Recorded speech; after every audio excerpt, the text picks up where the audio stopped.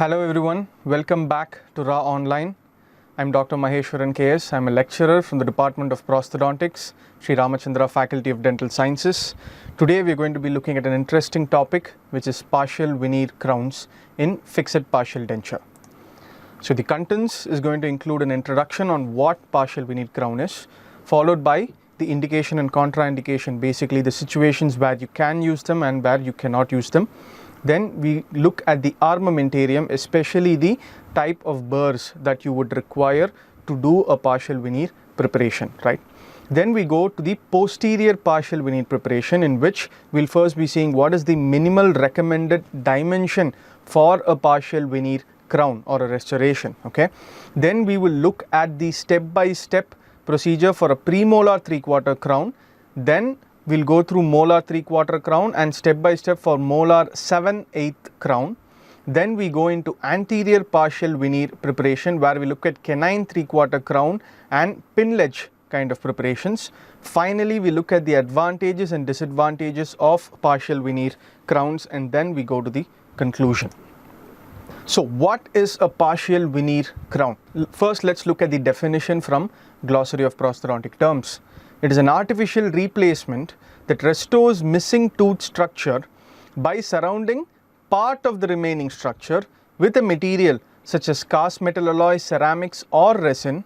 It is retained by mechanical or adhesive means. So basically, a partial veneer crown is a restoration that does not surround the entire tooth structure, okay? The key point in this particular definition is it surrounds a part of the remaining tooth structure. Hence, a full veneer crown or a full coverage restoration is something which is going to involve all the walls of your abutment, right?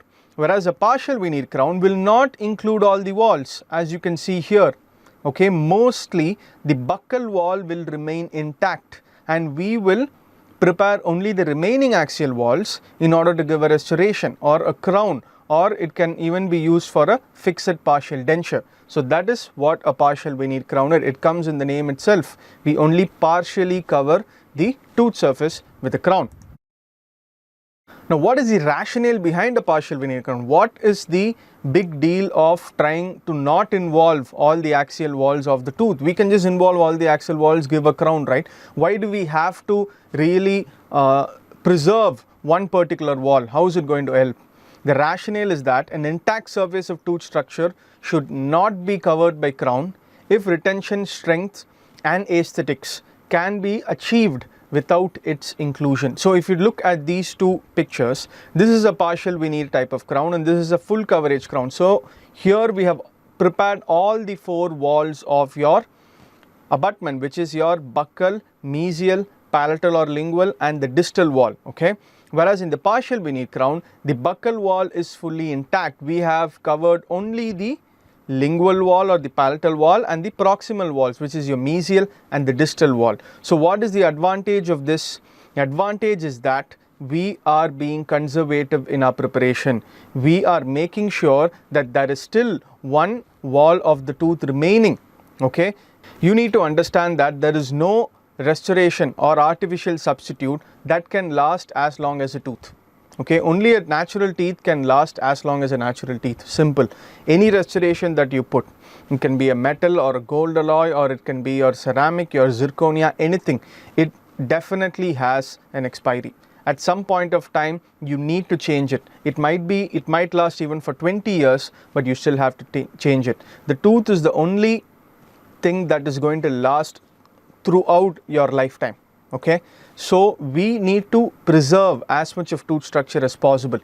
If we preserve as much as tooth structure as possible, we are retaining the strength of the tooth, right? By preserving the buccal wall, you are retaining the strength of the tooth. The buccal cusp is not completely prepared. That by itself is going to make the tooth much more stronger, okay? The more you reduce, the more you remove enamel from a tooth, you are weakening the tooth. You need to understand that. That is why the rationale is to be as conservative as possible, as minimalistic as possible, okay? So if you take a tooth with a full coverage crown, it is about 2.5 times as likely to have a pulpal problem than one with a partial coverage crown. Why? The enamel is basically like a helmet for the tooth, okay?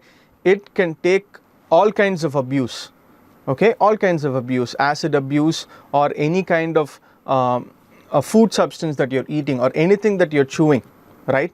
However hard it is, your enamel can withstand it, but the dentin inside cannot withstand it. The pulp cannot withstand it.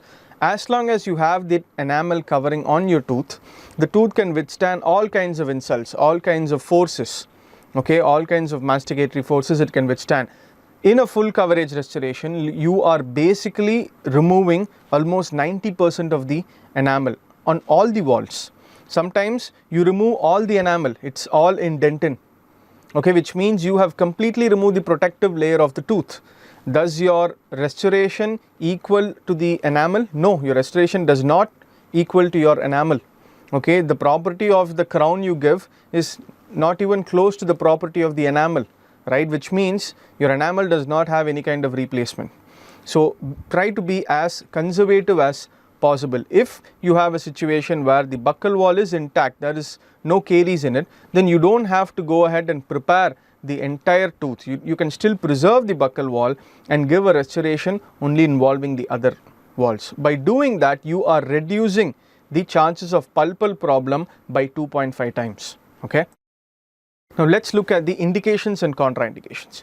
Indications: loss of moderate amount of tooth structure with intact buccal wall supported by sound tooth structure, which means that when you have a decay or when you have a caries, okay, that has affected the tooth, it does not involve the buccal wall and it has involved only the remaining wall, and you are planning to use that as a retainer, or you need to give a crown on that particular tooth. You don't have to involve the intact buccal wall. You can preserve the intact buccal wall, you can make a preparation only with the remaining walls, and you can give a partial veneer crown.